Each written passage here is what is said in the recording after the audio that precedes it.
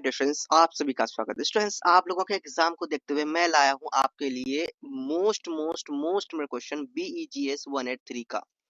आपका एग्जाम होने ही वाला है और आपके इस एग्जाम को देखते हुए अगर देखिए स्टूडेंट्स, अगर आप जो दिसंबर वाले स्टूडेंट हो जो दिसंबर 25 में 25 के लिए एग्जाम दे रहे हैं, ठीक है, दिसंबर 25 के लिए एग्जाम दे रहे हैं, या फिर आप जून 26 के हो, या फिर दिसंबर 26 के हो, 27 के हो, 28 को, कभी के हो, ये जो क्वेश्चन मैं आपके लाया हूँ ना, ये हर बार रिपीटेड क्वेश्चन, ऐसे रिपीटेड क्वेश्चन लाए, ऐसे अभी मैं आपको प्रूव करके दिखाऊंगा। अभी मैं सारा तो अभी ना मैं 5 साल के जो 5 साल के प्रीवियस क्वेश्चन होते हैं ना, उनमें से जो क्वेश्चंस रिपीटेड है उन सभी क्वेश्चन को दिखाऊंगा।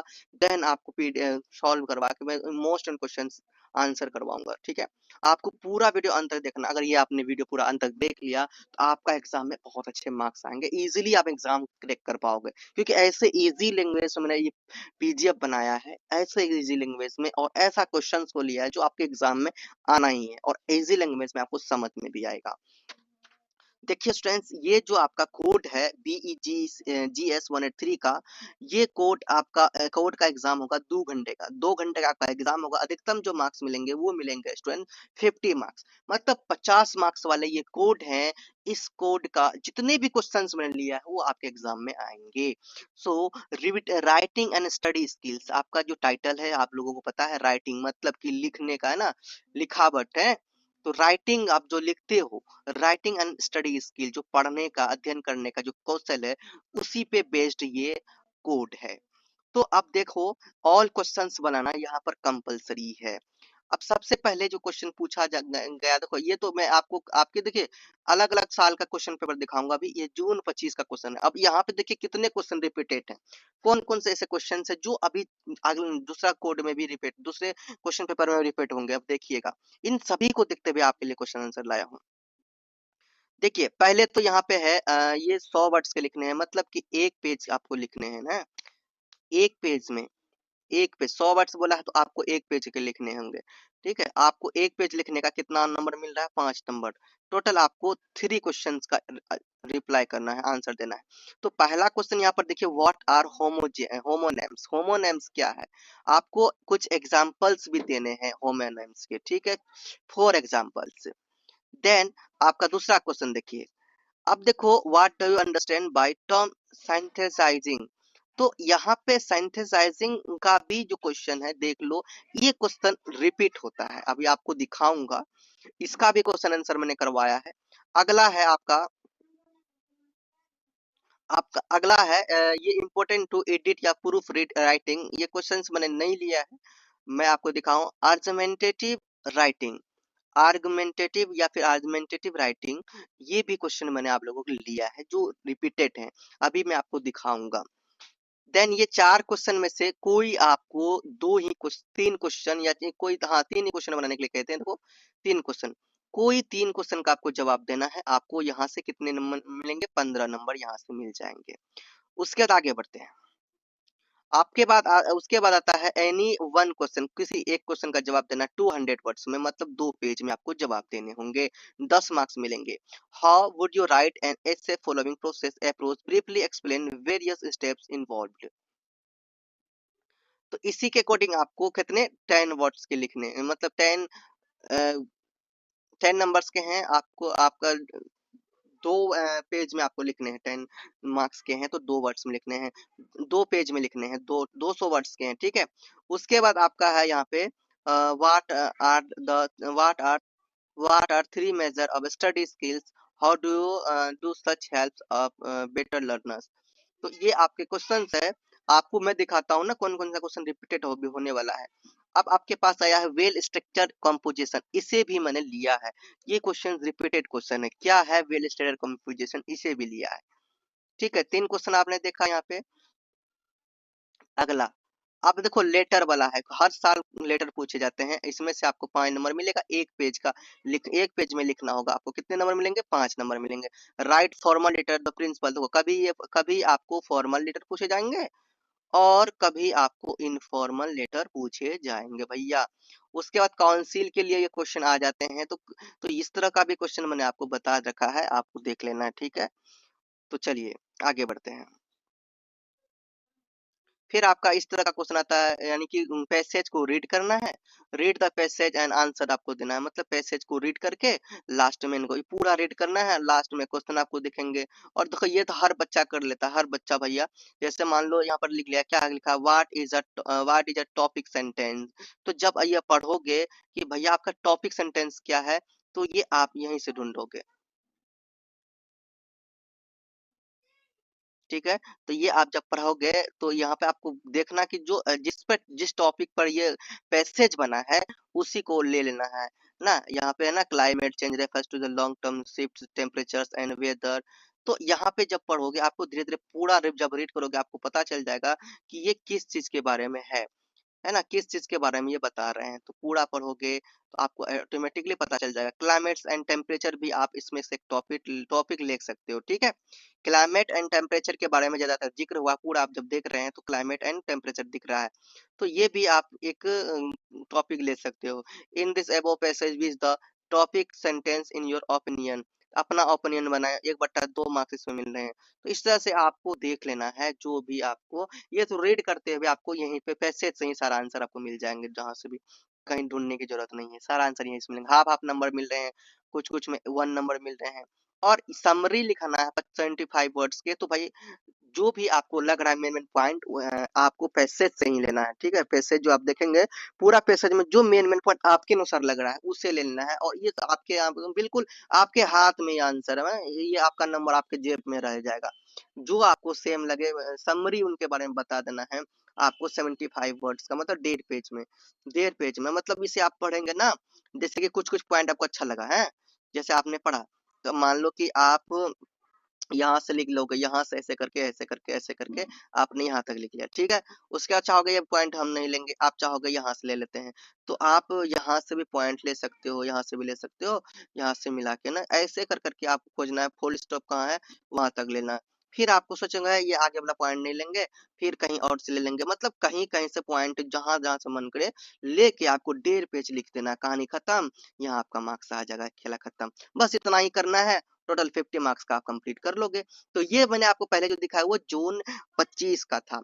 अब ये जो आपके सामने आगे दिख रहा है ये जून 2024 का आपके सामने। अब देखना कितना क्वेश्चन रिपीट दिख रहे हैं आपको। अब वही आपका writing and study skills 50 marks का और 2 आवर का। देखिए पहला क्वेश्चन देखिए, साइंथेसिसिंग साइंथेसिसिंग सॉरी, बोलने में ना थोड़ा सा ये हो जाता है, सिंथेसाइजिंग। तो भाई सिंथेसाइजिंग पिछले बार में भी देखे थे ना, पिछले साल में क्वेश्चन में पूछा गया था और इस बार भी पूछा गया।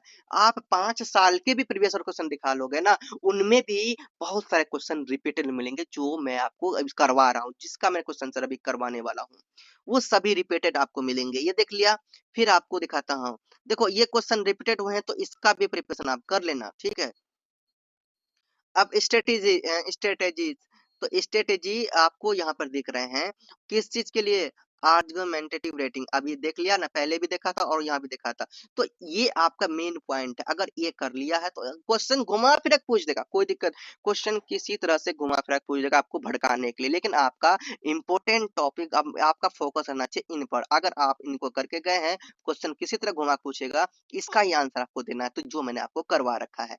ठीक है, आगे देखिए, आगे आप देख सकते हैं ये क्वेश्चन है, चलो एक क्वेश्चन को छोड़ देता हूँ, ये क्वेश्चन रिपीटेड नहीं है, इसे मैं छोड़ देता हूँ। चलो अगला आपका आता है 10 मार्क्स में क्रिटिकल रीडर, मैंने इसे भी करा दिया। देखो स्ट्रेटेजीज पूछ रहे हैं, घुमा घुमा रहे हैं, कुछ भी घुमाए कोई दिक्कत नहीं, कुछ भी घुमाए, हमारा मेन फोकस रहेगा क्रिटिकल रीडर, है ना। तो क्रिटिकल रीडर का जो भी मोस्ट इंपोर्टेंट क्वेश्चन ये हमारे लिए है, इसका भी मैंने करवा रखा है, इसका भी मैंने करवा दिया क्वेश्चन आंसर। एंड आपके पास देखो ये आप पढ़ सकते हो ना कि एक अच्छे स्टूडेंट बनने के लिए, बेटर लर्नर्स बनने के लिए किस तरह का स्टडी करना चाहिए, खुद से भी इसका आंसर देना चाहो तो आप दे सकते हो। ठीक, उसके बाद वेल स्ट्रक्चर्ड कंपोजिशन, देखो ये पूछा ना, रिपीट हुआ भी, जस्ट रिपीट हुआ आपके सामने ही देख लिया ना आपने, रिपीट हुआ। उसके बाद फिर आया फॉर्मल लेटर और इनफॉर्मल लेटर, भाई ये फिर काउंसिल वाला आया, मतलब इस टाइप का आ रहे हैं। और यहाँ पे आपको देख लेना किस तरह से काउंसिल काउंसिल वाला क्वेश्चन दे रहे हैं, तो ये अभी आपने देख लो। फिर रेट वाला आया, फिर आपके सामने क्या आया, रीड द पैसेज, फिर रीड करना है पैसेज को और आंसर देना है। यहाँ क्लाइमेट चेंज वाला फिर से आ गया आपके सामने। तो इस तरह से देखिए आपके क्वेश्चन रिपीट हो रहे हैं, आपके पैसेज तक रिपीट हो गया, आसानी से आप आंसर मतलब अच्छे मार्क्स ला सकते हो। तो ये तो भाई आपका जून 24 का था, ठीक है। आप इसे भी इसी तरह से करोगे, आपको समझ में आ जाएगा। उसके बाद आपके सामने आता है भैया दिसंबर 2023 का। दिसंबर 2023 का आता है राइटिंग एंड स्टडी स्किल्स बीईजीएस 183, 2 घंटे का एग्जाम, 50 मार्क्स का। सेम है ना। अब यहाँ पे आपको दिखाते हैं कितने क्वेश्चन मिल रहे हैं। देखो, होमोग्राफ्स, होमोनेम्स, है ना। तो होमोग्राफ्स, होमोनेम्स और होमोफोन्स, ये तीनों मैंने करा रखा है। कहीं से भी क्वेश्चन आए आप इजीली कर पाओगे, हलवा के तरह, ठीक है। उसके बाद कोहेरेंस भी कराया, क्वेश्चन भी कराया, ये भी मैंने करवा दिया, ठीक है। जो आपके एग्जाम में आएंगे मैंने सभी मोस्ट इम्पोर्टेंट क्वेश्चन करवा दिया है, आपको डरने की कोई जरूरत नहीं है। और ये स्ट्रेटेजी वाला भी हमने करवा रखा, कोई देखो ये पूछ लिया सिंथेसाइजिंग, तो यहाँ पे भी आपका रिपीट हुआ। मतलब कि रिपीटेड क्वेश्चन जितने भी बन रहे हैं, जहां से भी क्वेश्चन आ सकते हैं, उन सभी क्वेश्चन को मैंने पिक कर लिया है। ये नॉट टेकिंग मेथड, इसे भी मैंने पिक कर लिया। और देखिए क्वेश्चन किसी तरह घुमा पूछे, लेकिन ये पॉइंट आपको ध्यान रखना है। फिर देखो वेल स्ट्रक्चर, देखो हर साल पूछे जा रहे हैं, देखो बार बार पूछे जा रहे हैं, तो इसे भी मैंने ले लिया है। आपने देख लिया फॉर्मल लेटर, फिर इनफॉर्मल लेटर, तो ये सब भी पूछे गए। फिर रीड द फॉलो, है ना, रीड द पैसेज। इस तरह से आपने क्या देखा स्टूडेंट्स, हर बार कुछ ना कुछ रिपीट हो रहे हैं। और मैंने 5 साल के जो सबसे रिपीटेड क्वेश्चन है, सभी मोस्ट इम्पोर्टेंट क्वेश्चंस को मैंने लिया है, क्वेश्चन एंड आंसर को। सो आप देख सकते हैं ये आपका है BEGS 183, और अपने लैंग्वेज में अपने तरीके से मैंने बनाया, जो आपको बहुत ही अच्छा लगने वाला है। ये है आपका, बहुत ही मेहनत से मैंने बनाया आप लोगों के लिए, राइटिंग एंड स्टडी स्किल्स, ठीक है। मोस्ट इंपोर्टेंट क्वेश्चन आंसर क्या भैया, मोस्ट इंपोर्टेंट क्वेश्चन आंसर। अगर आपने मेरे नोट से पढ़ के गए, मेरे नोट से वीडियो देखे, नोट से जाके एग्जाम दिए, बहुत अच्छे मार्क्स लाओगे। इग्नू एग्जाम 26 के लिए मैंने बनाया, ये चाहे जून का हो या दिसंबर एग्जाम 26 हो या आने वाला 27 हो, हर साल के लिए ये वीडियो बहुत ही हेल्पफुल रहेगा। और ये पीडीएफ बहुत ही हेल्पफुल रहेगा, ये ध्यान रखना, कहीं भटकने की जरूरत नहीं है। देखो मैंने सबसे पहले आपके सामने लिया क्रिटिकल रीडर। क्रिटिकल रीडर क्या होता है, जो अच्छे पाठक जो होते हैं वो क्रिटिकल रीडर होता है। आप इसे पढ़ेंगे तो इजी लैंग्वेज में लिखा, आपको समझ में आ जाएगा। A critical reader is a person. Critical reader क्या है, कोई पर्सन है, कोई व्यक्ति है जो रीड करता है टेक्स्ट को केयरफुल्ली, सावधानी से किसी भी टेक्स्ट को रीड करता है। थिंग्स मतलब सोचता है डीपली उनके बारे में। He does not believe everything written in the book और आर्टिकल। देखो मेरे पास टाइम नहीं है, इसीलिए ये आप खुद से भी समझ सकते हो, बस मैं पढ़ रहा हूँ, आप खुद से समझ लो, क्योंकि लैंग्वेज ही ऐसा लिया कि समझ में खुद से आ जाएगा। Instead, he asked questions like, "What is the writer saying? Why is the writer saying this? Is this information true and logical?" A critical reader checks facts, understands, and the writer's purpose, and notices bias and hidden ideas. He compares the text with his own knowledge and experience. In this way, a critical reader becomes active, not passive. Critical reading helps us improve thinking skills and make better judgment in life. आपको critical reader का question कहीं से भी घुमा फिरा के पूछ जा सकता है, किसी भी प्रकार से।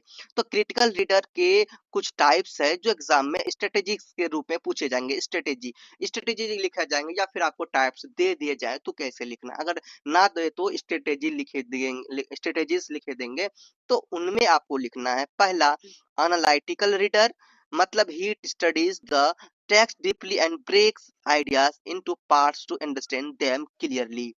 एंड दूसरा आप लिखना evaluate reader, he he judged the text and decided whether the ideas are right or wrong and strong or weak. And आगे, reflective reader, he connects the text with his own life experiences and knowledge.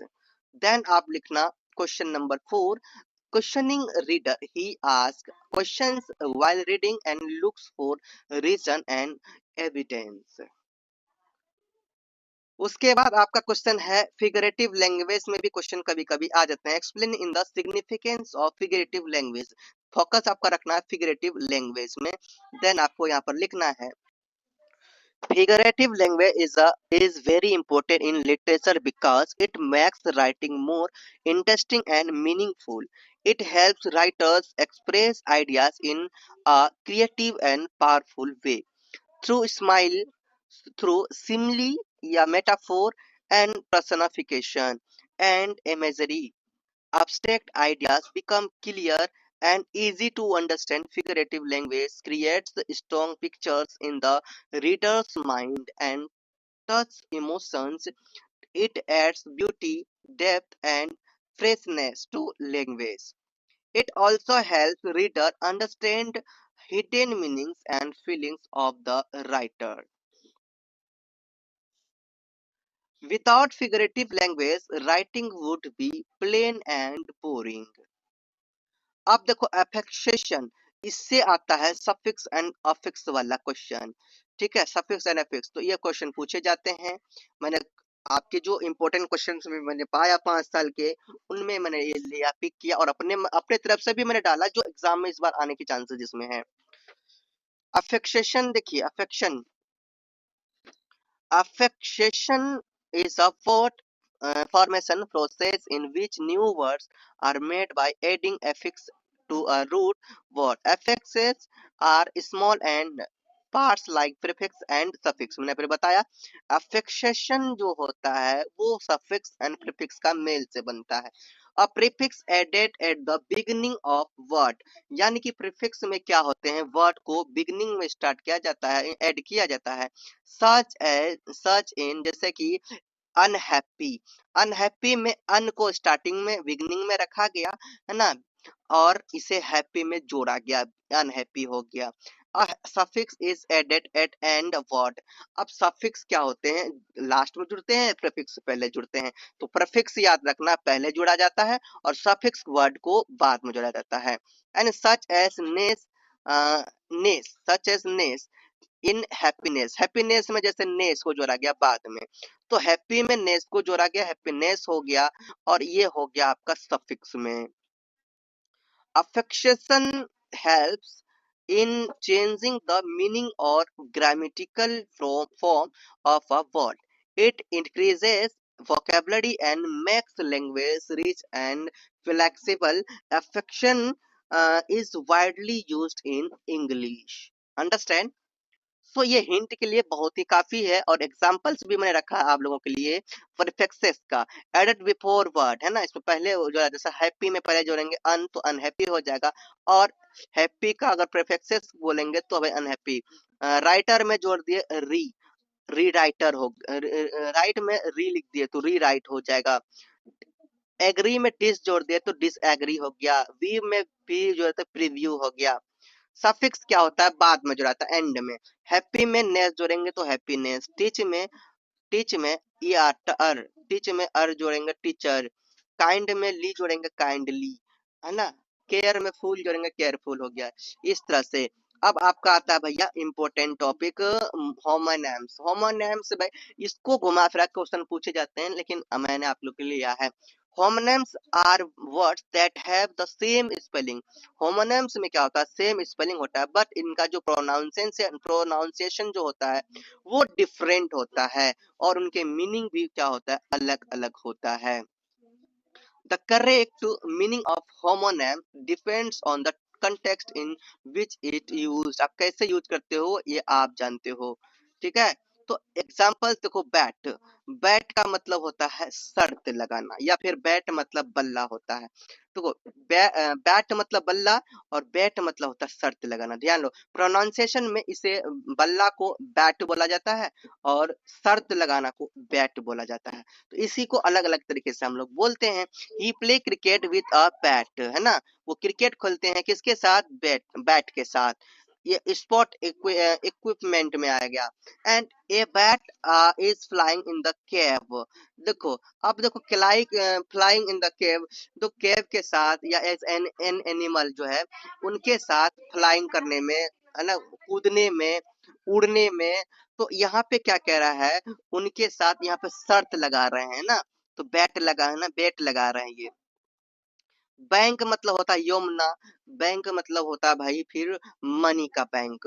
तो she deposited money in the bank, तो यहाँ bank का use money के लिए हो गया है, जो फाइनेंशियल इंस्टीट्यूशन को दिखाता है। एंड यहाँ पे जो होता है बैंक मतलब यमुना होता है। He sat on the bank of the river, ये रिवर साइड को या जो यमुना भी बोलते हैं बैंक को, या फिर तो नदी के किनारे को भी बैंक बोला जाता है, ये ध्यान रखना। एंड पेन, पेन का अलग अलग यूज होता है। राइट विथ अ पेन, है ना, जैसे कि tool, the farmer but the animals in pen. ठीक है, तो यहाँ पेन का यूज अलग अलग तरह से किया गया है यहाँ पे। और ये इनक्लोजर है, और ये राइटिंग टूल है। और लाइट मतलब उजाला होता है, और लाइट मतलब हल्का भी होता है। The room is full of light, brightness है ये ब्राइटनेस को बता रहे हैं। And the bag is very light, ये हैवी को बता रहे हैं, यानी नॉट हैवी। मैच, मैच है, we matched a cricket match game, see it is match to start the fire. इस तरह से आपने देखा, और आप समझ सकते हो भाई अलग अलग। होमोफोन्स क्या होता है, होमोफोन्स में क्या होता है, words, homophones are words that have the same pronunciation.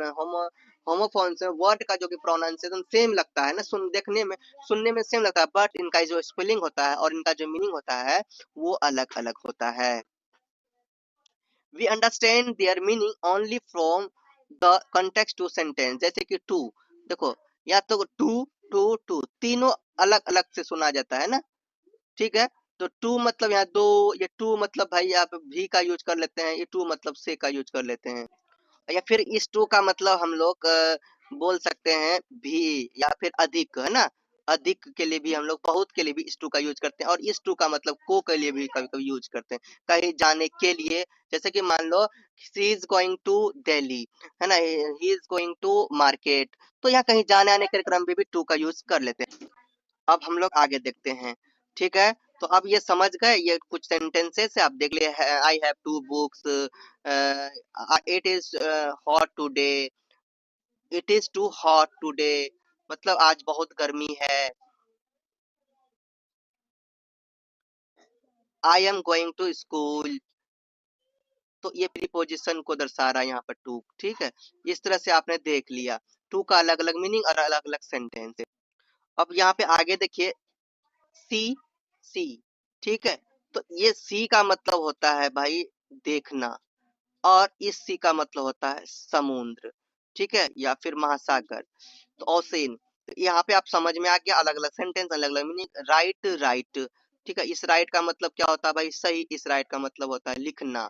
ठीक है, फ्लावर, फ्लावर, फ्लावर, फ्लावर, तो यहाँ पे फ्लावर मतलब फूल, इस फ्लावर का मतलब आटा, है ना।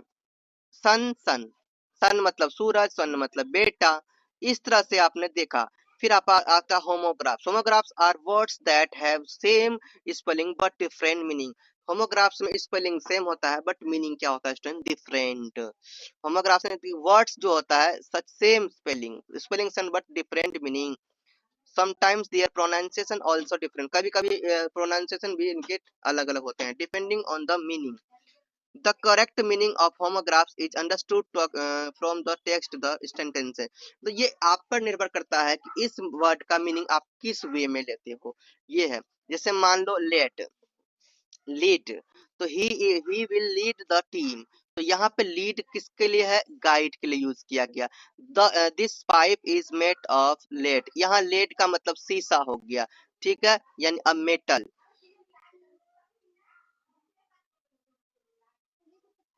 टीयर, टीयर मतलब होता है आंसू, तो यहाँ पर टीयर का मतलब आंसू को भी ले सकते हैं, या फिर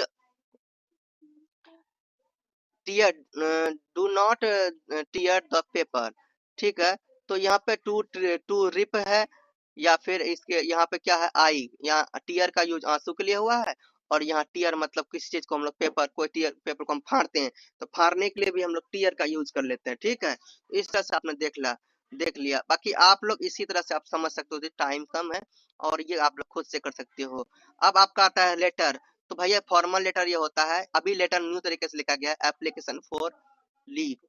ठीक है, किसी भी तरह का फॉर्मल लेटर पूछा जाए, ये तो मैंने ऐसे लिखा है, आपके एग्जाम में किसी भी तरह से पूछे जा सकते हैं। तो आपको लेफ्ट साइड में सबसे पहले फ्रॉम देना है, फिर अपना नाम देना है, फिर क्लास, जो भी अपना क्लास मेंशन करना है, और जो भी कॉलेज या जिस स्कूल का नाम क्वेश्चन में ही मेंशन रहेगा, कुछ भी किसी चीज के लिए, या फिर ऑफिस का ही कोई हो तो वो उन सबका ना फॉर्मल लेटर में आपको क्वेश्चन में ही मेंशन किया जाएगा। एड्रेस भी बता देंगे। तो ये सब आपने लिख लिया। इसी तरह से उसके बाद आपको यहाँ पे नया सिस्टम आया है डेट लिखने का। डेट उनके बाद ही लिखा जाता है। ठीक है, नया जो अभी ट्रेंड में अभी चल रहे हैं, अभी आए हैं, स्कूलों में अभी ऐसे ही करवाए जाते हैं। तो भाई इसी तरह से आप डेट लिखना है। यहाँ डेट लिख दिया, जैसे मान लो आज 6 तारीख है तो 6 तारीख मैंने यहाँ पर मेंशन किया है। फिर टू द प्रिंसिपल ऐसे ही लिखना है लेफ्ट साइड में। बाकी ये जो है जिस तरह से लिखने का तरीका है वो इस तरह लिख सकते हो। फिर आपको सब्जेक्ट लिखना है, application for the two the यानी लीव के लिए। बाकी अलग अलग टाइप से आप लिख सकते हो, फॉर्मेट आपको यही रखना, ध्यान रखना। रिस्पेक्टेड सर या मैडम जो भी लिखना है। बाकी ये पढ़ लो आप लोग, टाइम मेरे पास नहीं है, आप लोग खुद से पढ़ लो। अब बात करते हैं, ये पीडीएफ से भी आप लोग पढ़ लेना। उसके बाद न्यू इनफॉर्मल, तो फॉर्मल लेटर था। इनफॉर्मल लेटर, तो फॉर्मल लेटर क्या होता है, किसी ऑफिस के लिए, स्कूल के लिए, फिर किसी ऑफिशियल वर्क के लिए जब यूज किया जाता है, स्कूल के लिए, है ना, गवर्नमेंट तरीके से जो यूज किया जाता है वो फॉर्मल लेटर कहलाता है। और इनफॉर्मल लेटर क्या होता है, दादा दादी, चाचा चाची, मौसा मौसी, दीदी भाई, है ना, दोस्त, ये सब के लिए हम लोग इनफॉर्मल लेटर का यूज करते हैं। यहाँ पे देखो इनफॉर्मल लेटर में सबसे पहले देखो क्या लिखा गया, एड्रेस लिखा गया, फिर डेट लिखा गया। अब जिसे लिखना है उसका नाम लिख, दोस्त को लिख रहे हैं तो डियर, दोस्त का नाम है तो लिख सकते हैं, या फ्रेंड लिखना है फ्रेंड लिख सकते हैं, जैसा लिखना इसी तरह से ये फॉर्मेट रहेगा। अपने मन से सोच सोच के लिखना, एग्जाम में आपका अच्छा मार्क्स आ जाएगा। ठीक है, इस तरह से हो गया आपका। उसके बाद है क्या है, न्यू डायरी एंट्री। तो डायरी एंट्री नया जो लिखा जाता है इसी प्रकार लिखा। डायरी एंट्री क्या होता है भाई, जो अपने बारे में खास पल को, खास यादों को डायरी में नोट करते हैं। सबसे पहले वहां डेट देते हैं, टाइमिंग देते हैं, उसके बाद डियर डायरी से स्टार्ट करते हैं कहानी को, बस ये लिख देते हैं। आप लोग वीडियो को रोक कर पढ़ लीजिएगा, या फिर आप लोग पीडीएफ ले लीजिएगा, पीडीएफ से पढ़ लीजिएगा। ठीक है, बहुत ही मेहनत लगा इसमें भैया, बहुत ही मेहनत लगा। लेटर टू द एडिटर, ये सभी मोस्ट इम्पोर्टेंट रिपीटेड क्वेश्चन है जो आपके एग्जाम में दिखने वाले हैं। ठीक है, ध्यान देना। अब देखो लेटर टू एडिटर में इसी तरह लिखना है, letter to editor problem of the, जो भी प्रॉब्लम रहेगा, पोल्यूशन का प्रॉब्लम था, पोल्यूशन को, मतलब कि आप चाहते हो, लेटर टू एडिटर क्या होता है कि हम अपना कोई भी प्रॉब्लम्स को पेपर में किसी भी तरह से यानी प्रकाशित करना चाहते हैं, जो दुनिया देखे, लोग समझे, है ना, सरकार तक पहुंचे हमारी आवाज, जनता तक हमारा आवाज पहुंचे, दूर दूर तक आवाज जाए। तो इसी तरह से जैसे दैनिक जागरण में कहीं कुछ होता है, पेपर में छपता है, तो भाई आप चाहते हैं कि मेरा कोई समस्या है उसे पेपर में छपवाना है, तो इस तरह से आप इन लेटर टू द एडिटर का यूज कर सकते हैं। देखो यहाँ पे इस तरह इसको लिखने के लिए फ्रॉम अमित, मतलब ये देखो लेटर टू एडिटर में आप क्या करते हैं, उनको दे रहे हैं जो आपका पेज छपवाएंगे कहीं ना कहीं, तो वो उनको दे रहे हैं। तो अपना यहाँ पे फ्रॉम लिखोगे, जो नाम है वो लिखोगे, अपना एड्रेस लिख दोगे, है ना, डेट लिखोगे, फिर आप लेटर का नाम लिखना, जिसमें छपवाना चाहते हो, to the editor the Times of India, तो आप हिंदुस्तान में छपवाना चाहते हो, दैनिक जागरण में छपना चाहते हो, है ना, तो दिल्ली इंडिया में छपाना चाहते हो, कहीं भी किसी भी पेपर में, अखबार में छपना चाहते हो, तो ये फॉर्मेट ही रहेगा। ठीक है, क्वेश्चन में आपको कोई भी क्वेश्चन दे दे, आपका फॉर्मेट यही रखना है आपको। ठीक है, एडिटर, लेटर टू एडिटर में। बाकी सब्जेक्ट भी इसी तरह लिखना है, सब्जेक्ट क्वेश्चन में दिया रहेगा, वही क्वेश्चन का सब्जेक्ट यहाँ पर लिख देना है। रिस्पेक्टेड सर या मैडम, जिस जो भी लिखना है लिख देना। बाकी आप यहाँ पर काम कर देना, कहानी खत्म, बस हो गया। ठीक, अब ईमेल राइटिंग आता है। ईमेल राइटिंग देखो एज इट इज ईमेल जैसा लिया गया है, ईमेल राइटिंग लिखा जाता है। ईमेल राइटिंग में आपको भाई ईमेल आईडी को लिखना पड़ेगा। सबसे पहले क्या, मेल आईडी लेना पड़ेगा, जिसमें से जिसको भेजने वाले हैं उसका मेल आईडी लेना पड़ेगा। ठीक है, कोई भी आईडी, जो भी आईडी है ना, ये है ना, जो भी नाम है, किसी नाम से कोई बनाता है, किसी बिजनेस बिजनेस वाला ईमेल आईडी, कोई भी ईमेल आईडी हो सकता है। मान लो कि आपका नाम सुनील है, तो भाई सुनील कुमार, है ना, 27@gmail.com। ठीक है, यहाँ पे आपने वो लिख दिया। फिर आपको क्या करना है, आपको ईमेल आईडी लिख दिया उसने, इसी तरह बनाना है मैंने जैसे बताया। फिर आपको सब्जेक्ट, जो भी सब्जेक्ट है आपका, है ना, जो भी प्रॉब्लम है भाई, मेल में जो क्वेश्चन में खुद लिखा रहेगा वो सब्जेक्ट लिख दोगे, डियर सर मैडम, यही सिस्टम है बस। उसके बाद अपना लिख दो जो लिखना है अपना मन से, और लास्ट में आपको लिखना है थैंकिंग यू, है ना, योर सिंसियरली, आपका जो भी नाम, अपना नाम यहाँ पर मेंशन करो, कहानी खत्म। इसी तरह से करना है। फिर क्वेश्चन में आपका था भाई गैदरिंग स्किल्स आया था, गैदरिंग स्किल रिपीटेड में पूछा गया था, गैदरिंग स्किल्स भी मैंने ले लिया। जो भी क्वेश्चन आपके एग्जाम में आया ना, सभी क्वेश्चन को यहाँ मेंशन कर लिया। उसके बाद आपका आता है आर्गुमेंटेटिव राइटिंग, ये भी मैंने ले लिया। देखो है कि नहीं है, आप जब पढ़ोगे इसे समझ में आसानी से आ जाएगा, इजी लैंग्वेज में मैंने लिखा। कोहेरेंस आता है, कोहेरेंस भी मैंने ले लिया, ठीक है, कोहेरेंस भी मैंने ले लिया। फिर उसके बाद आपका है नोट टेकिंग वाला जो आया था, नोट टेकिंग भी ले लिया, ठीक है। उसके बाद देखिए, उसके बाद भी आपका जो भी क्वेश्चन, तो इतना इजी लैंग्वेज, स्टोरेज स्किल्स भी मैंने ले लिया, जो आते हैं, जो रिपीटेड है। मैंने 5 साल का प्रीवियस क्वेश्चन पेपर देखा, जो सबसे मोस्ट में लगा वो भी लिया, और जो मुझे लग रहा है कि इस बार पूछने वाले हैं उससे भी लिया। बताओ इनसे बाहर क्या पूछे जाएंगे। साइंथिसाइजिंग, तो सिंथेसाइजिंग ये भी मैंने ले लिया। देखो कुछ भी बचा है क्या, सभी क्वेश्चन मैंने ले लिया। वेल डेवलपमेंट पैराग्राफ, इसे भी ले लिया, ठीक। वेल स्ट्रक्चर्ड कंपोजिशन, ये क्वेश्चन अभी आपने खुद देखा था। तो सब चीज मैं दिखा रहा हूँ भाई, सब ले लिया। आप खुद वीडियो को रोक कर देखना, समझ में आ जाएंगे, ठीक। क्वेश्चन भी ले लिया मैंने, देखो क्वेश्चन भी ले लिया, ठीक। अब देखो मैंने सारा ए टू जेड ले लिया। और देखो ये पीडीएफ मैं चाहता तो फ्री करता, ये पीडीएफ फ्री नहीं है भैया, ये पीडीएफ फ्री बिल्कुल भी नहीं है, ठीक। ये पीडीएफ बिल्कुल भी फ्री नहीं है, बहुत ही मेहनत लगा है। अब देखो मेरे मेहनत का मैं आपसे ज्यादा नहीं ले रहा हूँ। एक चाय पीने का पैसा ले रहा हूँ 10 रुपया, और एक ले रहा हूँ बिस्किट खाने का या ब्रेड खाने का चाय के साथ, ठीक। 10 रुपया चाय का, 10 रुपया ब्रेड का, टोटल 20 रुपीज आप क्या करोगे, पे कर दोगे। बस 20 रुपीज आप पे कर दोगे, बस आपको ये पीडीएफ मिल जाएगा। मेरा मेहनत का आप सिर्फ 20 रुपीज मुझे दोगे, 20 रुपीज में ये पीडीएफ मैं आपको सेल कर दूंगा, ठीक। अब देखो ये आपको आप सोचोगे कि टेलीग्राम में मिलेगा, तो टेलीग्राम में ये नहीं मिलने वाला है। बात करते हैं इंस्टाग्राम में आप सजेशन ले सकते हो, कुछ पूछना हो कुछ पूछ सकते हो। और इस इंस्टाग्राम में क्या होता है कि बाकी सब पीडीएफ का मैं पासवर्ड दे रहा था, बाकी ये पीडीएफ आपको परचेस करना होगा 20 रुपीज के।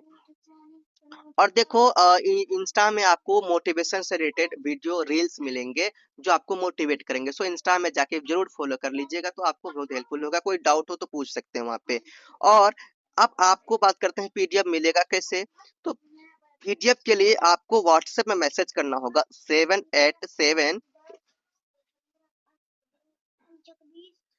000059 4, 787 000059 4, ये व्हाट्सएप नंबर है।